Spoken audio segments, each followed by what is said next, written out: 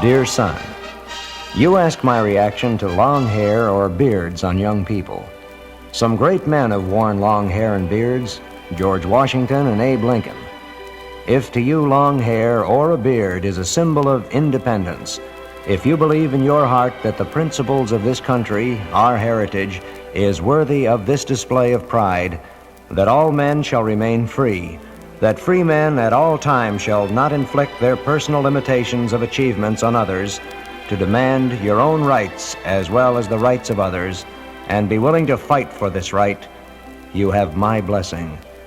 You ask that I not judge you merely as a teenager, to judge you on your own personal habits, abilities, and goals. This is a fair request, and I promise I will not judge any person only as a teenager. If you will constantly remind yourself that some of my generation judges people by their race, their belief, or the color of their skin, and this is no more right than saying all teenagers are drunken dope addicts or glue sniffers.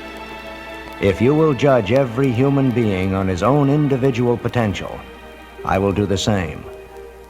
You ask me if God is dead. This is a question each individual must answer within himself.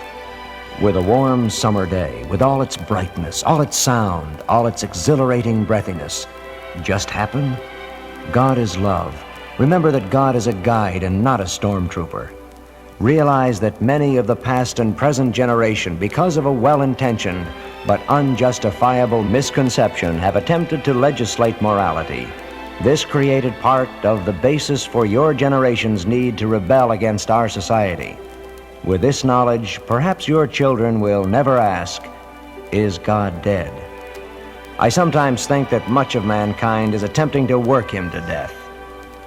You ask my opinion of draft card burners. I would answer this way. All past wars have been dirty, unfair, immoral, bloody, and second-guessed. However, history has shown most of them necessary.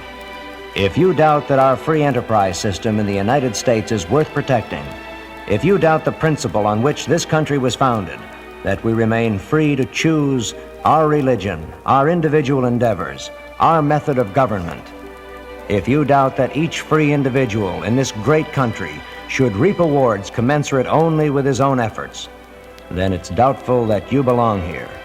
If you doubt that people to govern us should be selected by their desire to allow us to strive for any goal we feel capable of attaining, then it's doubtful you should participate in their selection.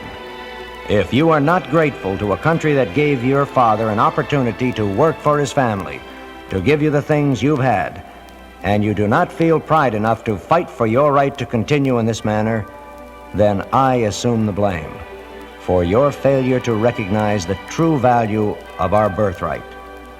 I would remind you that your mother will love you no matter what you do, because she's a woman. And I love you too, son, but I also love our country and the principles for which we stand.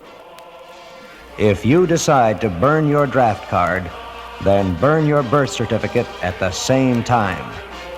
From that moment on, I have no son.